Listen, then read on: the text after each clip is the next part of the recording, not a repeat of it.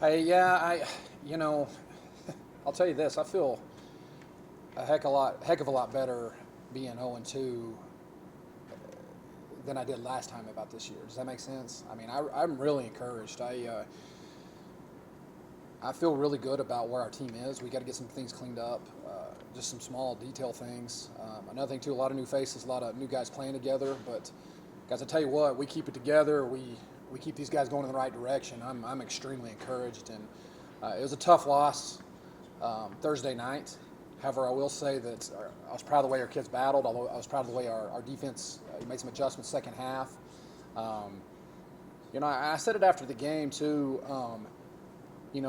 As a program, that's a team, that's a win that we could possibly get that could help springboard us. And so we're still looking for, we talked about it, on the way up. I just really believe that we need to go in and we need to get one of those type wins against that type of team, the top 25 teams. And so I'm extremely encouraged about where we're at, man. It's coming. I mean, it's I feel really good about where we are as a program. I feel really good about our kids. I mean, they're working hard. We just got to keep going here.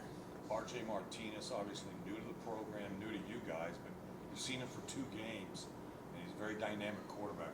What do you expect now that you guys kind of got a feel for each other? Well, we didn't know what we had, until you get out there and play a couple games. And R.J. I believe is one of the best quarterbacks in Division II football. I really believe that. And the thing is, he's been in our offense for 2 games now, so I think he's going to continue to get better. He already is. Another thing too, the leadership piece is coming along with him.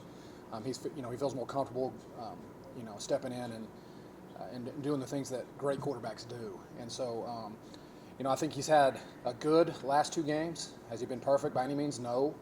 But I think as we continue to build here and continue him to develop, the chemistry between the receivers, getting the offensive line in the right schemes protection-wise, he's going to be pretty special for us. I'm really encouraged by him. You said you like where the program's at. What is different about the program this year? What's changed? What's different about the culture so far? Yeah, there's no downers, right? I mean, our kids come in there. It's more of a player-led group than I ever had since I've been here.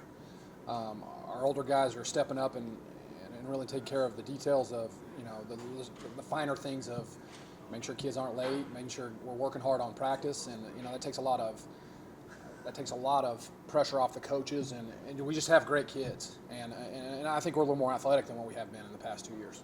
You guys it was tied up until that safety. Right. So how do you keep your guys in the right headspace moving forward after something like that? Yeah, you look at it too against a very good Mines team, in that type of football game, it's who's going to make who's going to make more mistakes.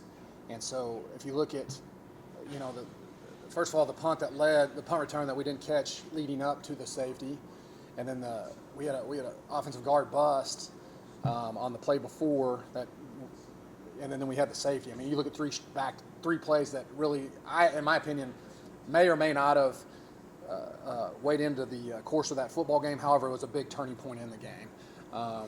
What I was extremely happy with, though, was the way the defense responded, the way the defense coaches made adjustments. I mean, those guys only had 5 points in the second half, and 2 of them were because of our offense. And so our kids are believing. I mean, like I said, I'll say it again. This group is hungry, and they're doing what's right, and I'm just extremely encouraged and ready to go here this next week.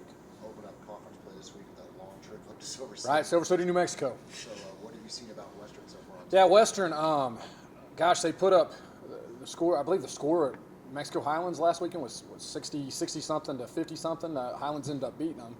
However, our quarterback threw for over 400 yards.